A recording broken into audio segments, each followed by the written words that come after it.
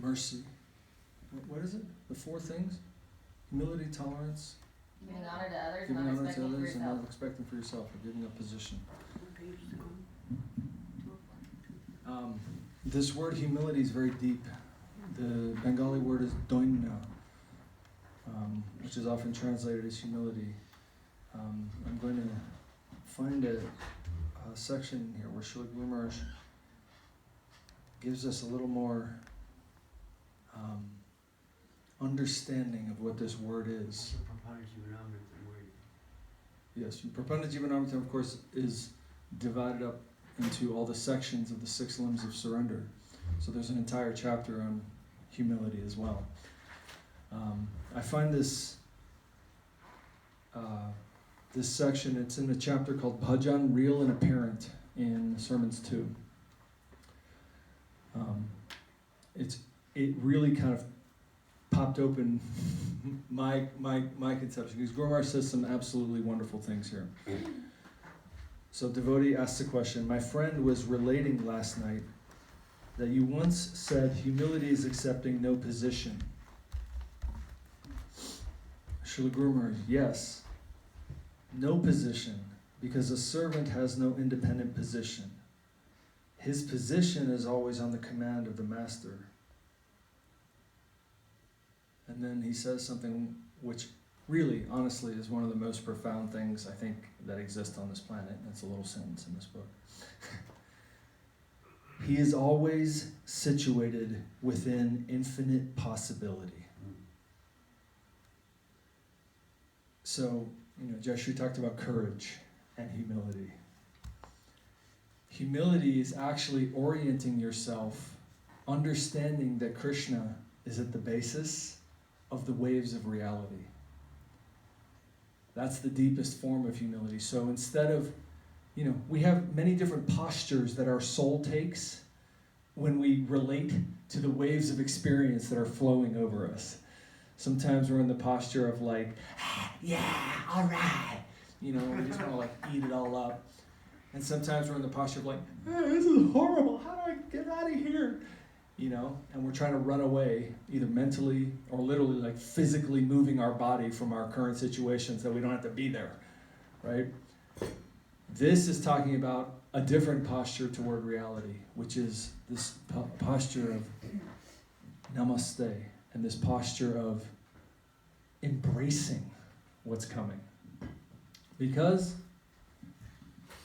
the devotee is always situated in relation to the master.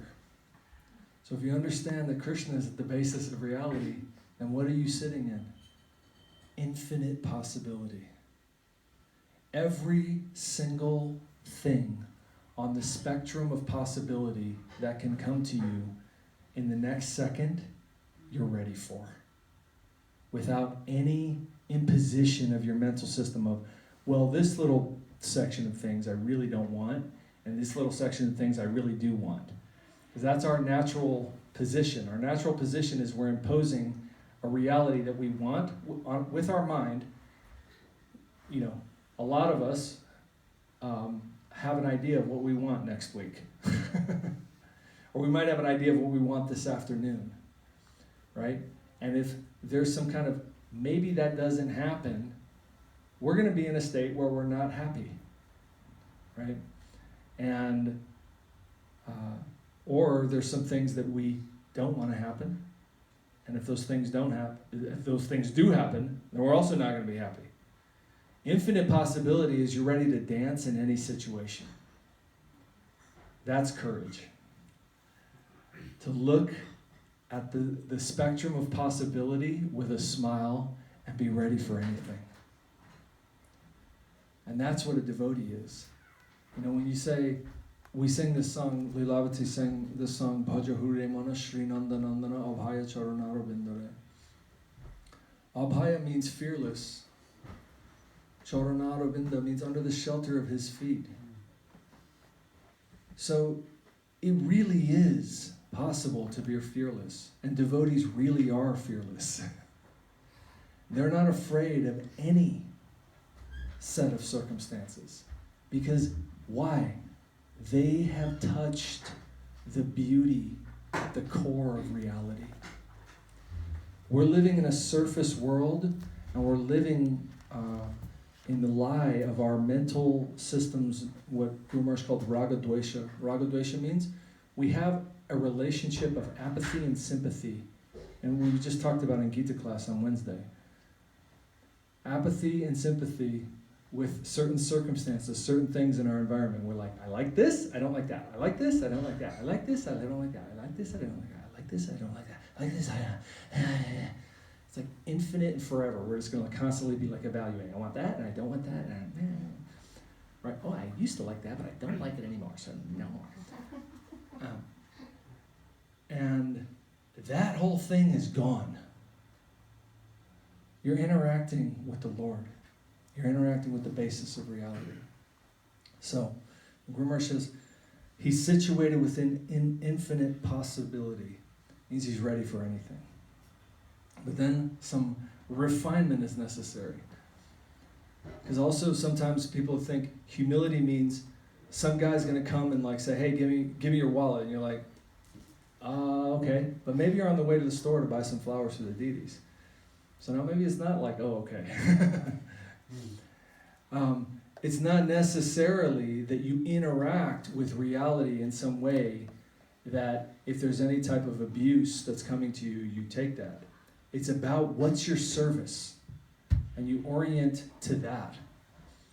So Guru Maharaj says, but he is humble to his master, not to the gundas, which is an Indian word for like a rogue or a criminal. His humility must be chiefly toward whom? I am humble, the lowest of the low, to whom? To my master. I am humble toward the Lord's own, the Vaishnava. I am humble there. When it is necessary for Hanumanji to burn the golden city of Lanka, his humility is not disturbed. He is as humble as anyone can be in carrying out the order of Lord Ramchandra. He's fully given, wholly surrendered. Guru Maharaj is giving an example of humility. And if you know Ramayana, Hanuman was captured when he went to try to find Sita. He finally found her on the island off the coast of India, Sri Lanka. And he found her in a garden, and then he was captured. And he allowed himself to be captured because he wanted to see the city. But then they set his tail on fire as like a punishment for coming there. And he used that setting of his tail on fire to set the whole city on fire, the city of Ravana. And Guru Maharaj is saying, that's an act of humility. Why? Humility to Lord Ram. Humility to his seva. So it's not like some outward humility where, someone comes up to abuse you and you just sit there and go like, ow, ow, ow. It's not that. You're humble to the master. You're humble to your service. You're humble to that relationship that you're trying to fulfill that's deeper. So humility, in other words, is surrendering. Humility means no opposition to the command of the master who is related to Vaikuntha, the upper section. Humility is not to the ordinary street zone, or tiger, or serpent. Humility does not drag them into the relativity of the serpent, tiger, or jackal. Their real relationship is with the Vaishnava. That is the plane where the devotee takes his stand. He's concerned with the Vaishnava. And humble means that he does not resist the instruction. Without opposition, he carries out whatever order comes to him. He is humble. He possesses humility, sunichata. He's not sitting on a seat of prejudice.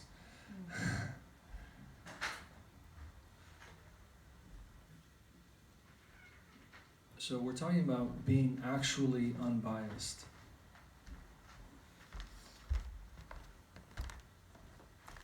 Everybody, for the most part, has a set of what Guru Maharaj calls accumulated prejudices. And it doesn't necessarily just mean in the way that our society often means prejudices. It also includes that. But it means all the ways that our little set of experience has built up in our mind of how the world is, right? Like somebody might come and say, well, let's just give an example. Shivananda Prabhu, actually very backward pushing, silent devotee, just did the seva in the background. And Prabhupada one day told him, go to Germany and start the mission. Alone. Doesn't speak German. Young kid, not like quote unquote qualified. But he went to Germany and he made a whole bunch of temples. That means acting without prejudice. Is that direction comes and you don't think, well, I can't, no, that's not what I do. There's some greater thing that can work through you. And to act fearlessly without allowing your prejudice to get in the way, that's what Guru Maharaj is saying, not prejudiced. The judgment of our current mental system says, you cannot go to Germany, and you can't do this, and you can't speak, and you can't do it. Infinite Possibility says, that's not right. Whatever you think is secondary to what's possible. The qualification can come to you when you act in humility, instantaneously. The thing that you need, the intelligence you need, the invention you need, whatever it might be to do your seva can come. Because you understand that you are not the source of that wonder, of that greatness.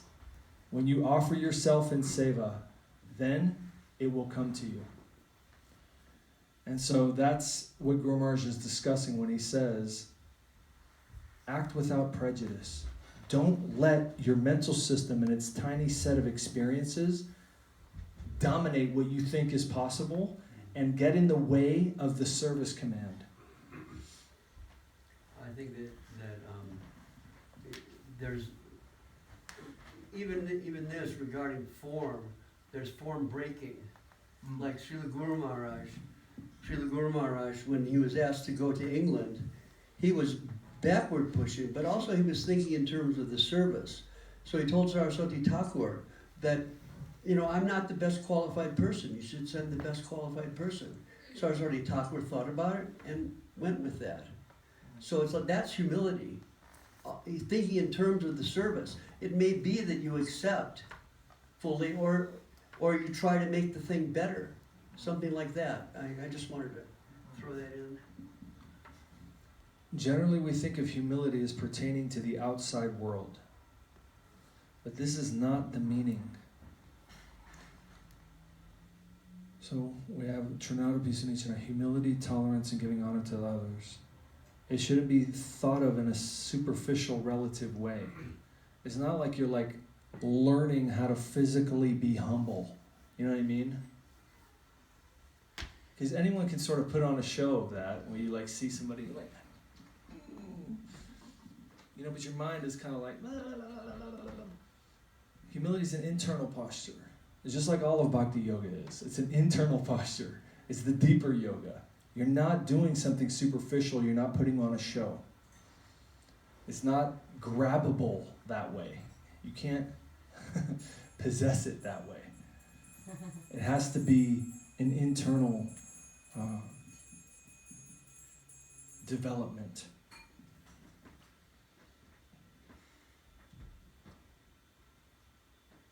Right, it comes naturally as a result of devotional surrender, right? Yes, it's surrender, really.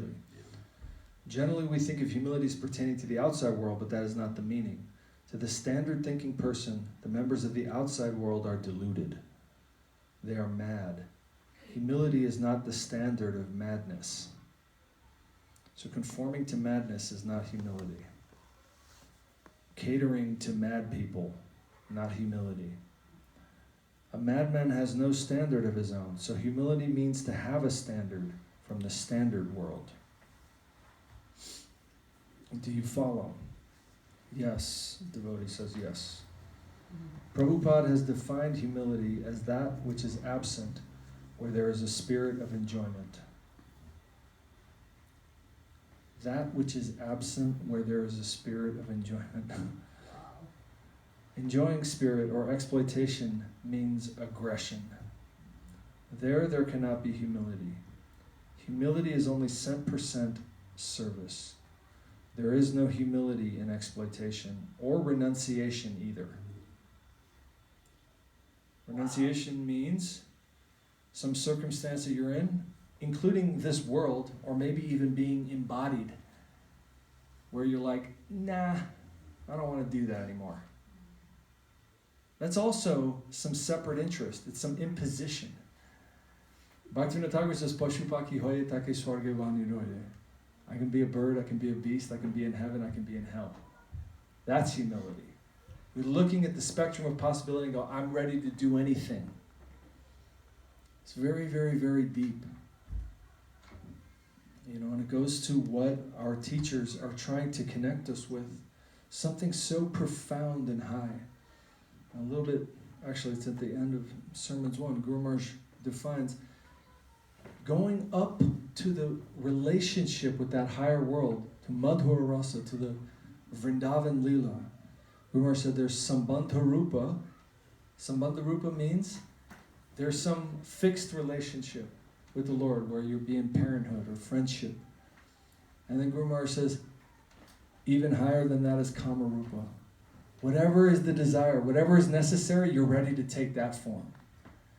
This type of very high prospect comes from this instruction of Mahaprabhu and the line of Rupa Goswami. We are to begin with this idea, whatever is necessary, I'm ready. Whatever is necessary, I'm ready. And no like... I just thought of something. There was a lecture that Madhusudana Maharaj was listening to once when we were in Australia, and Guru Maharaj said, each layer of higher consciousness is surrounded by a moat of protection. And so we can't move into that higher consciousness without traversing that. And I think anyone who has been on the path, that like resounds instantly, because we can feel these like blockages. It doesn't matter how subtle or small the integer is or how large the integer is. There's like a breakthrough that happens and you find yourself in a new place. And then Goswami Maharaj was speaking about Sharanagati, and he said Sharanagati is the cash in hand. Right? What does that mean? It means it's the currency of communication.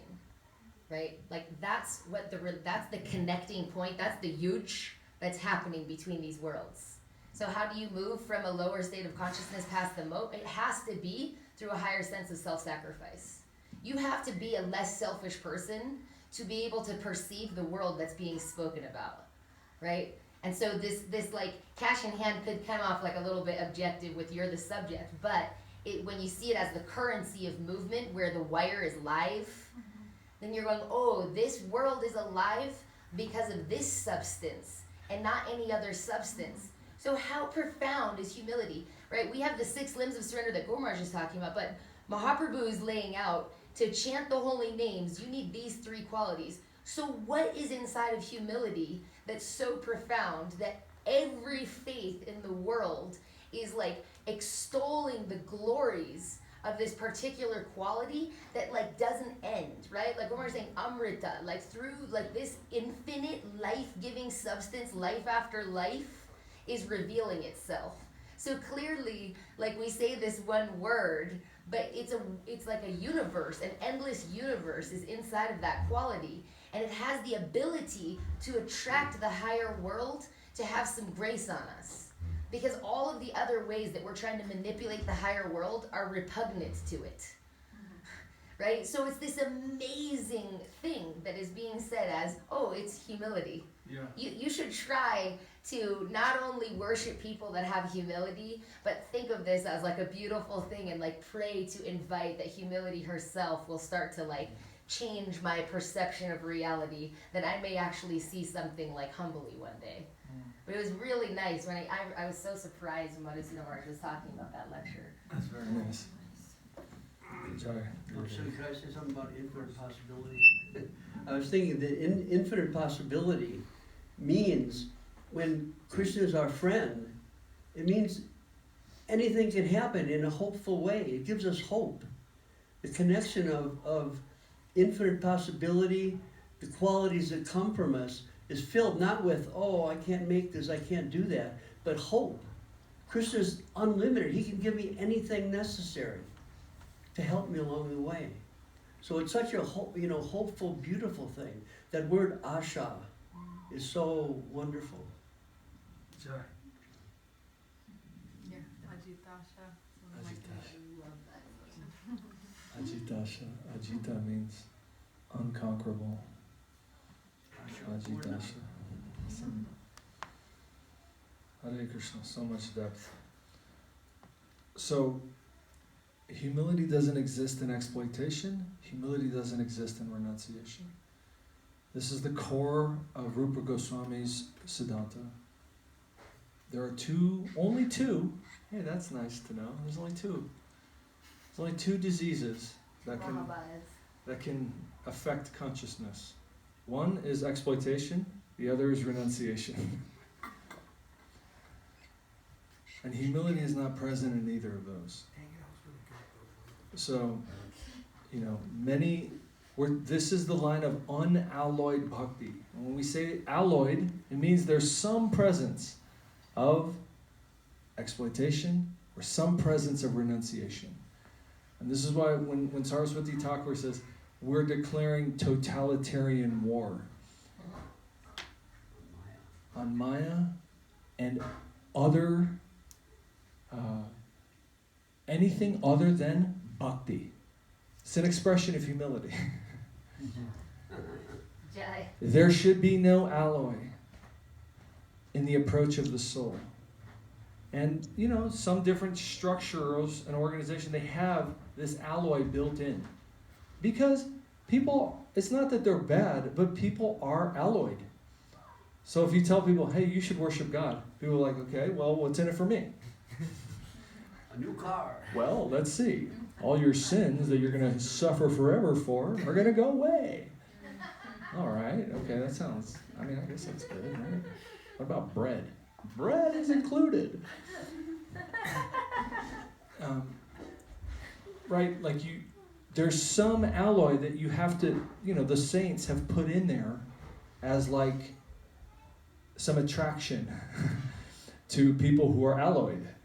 Right? And then there's, sort of lines that are renunciation based, like Buddhism, or Shankaracharya's line, this Triputi Vinash, Sayuja Mukti. These are renunciation based. They have some like, this place is bad, get out of it. Right? But the Vaishnava, the real Vaishnava, no place is bad. Everything is a field of seva. Everything is a field of seva. If you want me to go here, okay, I'm there. You want me to go there? Okay, I'm there. You want me to be in a body that's based on earthly matter? Okay, I'm in that body. You want me to be in a subtle body that's in, like the Mahar level of the universe, right? Bhur, Bhuva, Svaha, Mahar, Jana, Tapa, Satya. These are all like different energies. I'm ready. I'm ready. That kind of fearlessness. And you can feel that the qualification necessary to do your service, if you have that mood, will come to you instantaneously. It can come. Your qualification can come. And that's real. No blockage. Complete readiness. That's what Mahaprabhu is saying when he's saying humility is necessary to chant the name. Okay, these two are opposed to the normal nature of the world. Bhukti, Mukti. They are totally misconceived. They are enemies. They are the challenging element to the normal reality. Do you understand? Srila Guru Maharaj, the devotee, yes. Srila Guru Maharaj, the spirit of exploitation and the spirit of renunciation both are a revolt against the proper smooth working of the truth. So they are totally misconceived. And real humility must be in the relativity of the full aspect of the truth, not with the misconceived world. The standard is not of the misconceived, the madman. So, there's more here. This is a very important chapter. Bhajana, real and apparent. What does that mean? What's real, authentic spiritual life, and what's a show? We don't want the show. That's called by different names, but generally it's called sahajiya. It means there's some type of imitation occurring within the world of matter. You're trying to look like something. And you're thinking that by looking like that really, really well, you'll be that. But it's not that. So bhajan, real and apparent. Very important chapter. Sermons 2. Joshua Gumarsh. Key. I would just add one thing, that sometimes when we hear these things, you think, oh, gee, I'm about 1 billion miles away from that. Like, just full surrender, and anything that comes, this is the exact thing that is the best thing for me. I can bow down to that. I can, the Lord is adjusting me. I know this. I'm bowing down, even though I can't see where I'm going. I can't see how the circumstances is adjusting me. I can't see that right now. But I know that it is. So I'm bowing down, moment after moment after moment. And sometimes it seems really, really daunting. But the thing is, we can pray. Like, there are certain things within us that have been like the tune we've been dancing to for billions and billions and billions and billions of eons. Prestige or all these different kinds of things that are so difficult for us, lust, all these different things that are really like deeply within us, right? But we can actually pray. And even though we may not be able to be 100% sincere in that prayer, we can pray that the Lord will ignore our insincerity. You see that I'm a hypocrite, and you see I don't mean it. But give me your mercy anyway, because you're so merciful. Remove this thing from me in spite of my kicking and screaming about it. The Lord, this power of prayer, Vandana is one of these 9 things to do. And we can really reach from any place where we are, from any dark situation that, our own tendencies have created. We can reach out in prayer. I say, my Lord, you know who I am. You see how rotten I am. But I'm asking for your mercy in spite of that. And even though I don't even mean that, but you please give your mercy anyway. And that is we can do that because these things are so high and so glorious, and it is our prospect, and it is so beautiful and sweet to us. But in our weak times, that is also an impetus for Sharanagati. Hope springs eternal. In Sri Chaitanya Saraswati. Can you remind me your name again? Colin, what's yours? Colin. Sudarshan. Yeah. He just asked, what kind of renunciation are we talking about? So I'm going to very quickly answer that because it's a very big question. But just briefly to understand, the soul has 3 states of consciousness possible. One is called bhukti, one is called mukti, and one is called bhakti. Bhukti means I'm looking at reality and I want to take something from it. Okay, it's exploitation. I'm looking at the world as something surrounding me and I want stuff. And you're going to give it to me, and you're going to give it to me, and you're going to give it to me, right? So you try to gather, and you try to control, consume, all right? Acquire, Goswami Maharaj says, acquire, control, consume. That's bhakti in a nutshell, what you're trying to do with reality. So that's a disease of consciousness. What happens when you are exploitive toward reality is you get smacked, you get karma. And then, as soon as that negative part of reality comes to you, you think, how do I stop living? This sucks. Right? And there are whole lines of thought with that, like Buddhism, for example. The goal is nirvana. It means literally nothingness. Sometimes it's described as like the candle has a flame and the flame is out. right? It's like obliterate your existence so you don't feel pain, right? That's called mukti. Mukti is, I don't want to participate anymore, right? It's like when the kid loses the game, you know what I mean? And all of a sudden they just fly back, or sometimes you'll see a kid go catatonic, when they lose strawberry shortcake or whatever. It's like, bum, bum, bum, oh my God, I lost.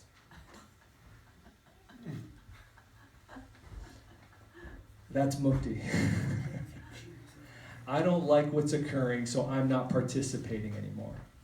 And bhakti means you participate in every circumstance in love as an offering, without cessation, always. It's to orient your relationship with reality in love, in service, in giving. So this is the proper natural state of the soul. And bhakti yoga means to connect. So bhakti yoga means to connect to reality in love. So that's what we're trying to practice here. Jai Shri Gurudev ki jai, Shri Ramash ki jai. Gaur Premanande Hari Bol.